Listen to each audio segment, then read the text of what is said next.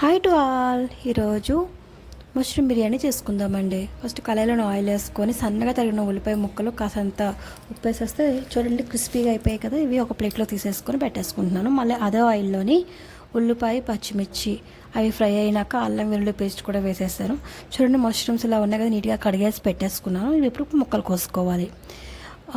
ఉల్లిపాయ పచ్చిమిర్చి అల్లం వెల్లుల్లి పేస్ట్ అంతా ఫ్రై అయిపోయింది కదండి. ఇప్పుడు టమాటాలు కూడా వేసేసుకొని కాసంత పసుపు, రుచికి సరిపడా కారము, ఉప్పు వేసేసుకొని ఒకసారి కలిపేసుకొని మగ్గనిచ్చేసేయాలండి. కొంచెం గరం మసాలా పొడి కూడా వేసేసాను. ఇప్పుడు కొన్ని జీడిపప్పు కూడా వేసానండి. కోసి పెట్టుకున్న మష్రూమ్ కూడా వేసేసాను. చూడండి ఒక పక్కన రైస్ కూడా పెట్టేస్తాను, అవి కూడా ఉడికిపోతుంది పక్కనే. ఇంకా ఇది రెడీ అయిపోయిందండి. ఎక్కువ టైం కాదు కదా, ఒక 2 మినిట్స్ ఉంచాక పెరిగేసేసి అలాగే కొంచెం బట్టరు కొత్తిమీర కూడా వేసేస్తే వదిలేస్తున్నాను. ఈలోపు రైస్ కూడా పక్కన పెట్టింది అయిపోయిందండి. పలుకు మీదే వాట్ చేసుకున్నాను. ఇదిగో చూడండి.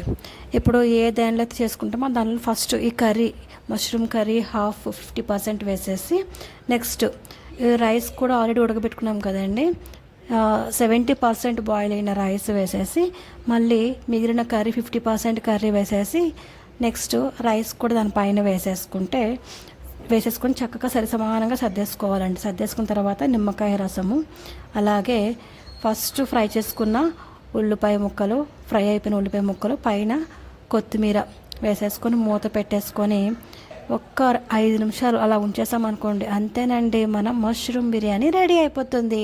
వేడివేడిగా సర్వింగ్ బౌల్లో వేసేసుకుంటే ఇంతే. ప్లీజ్ లైక్, షేర్, సబ్స్క్రైబ్ అవ్వచ్చు.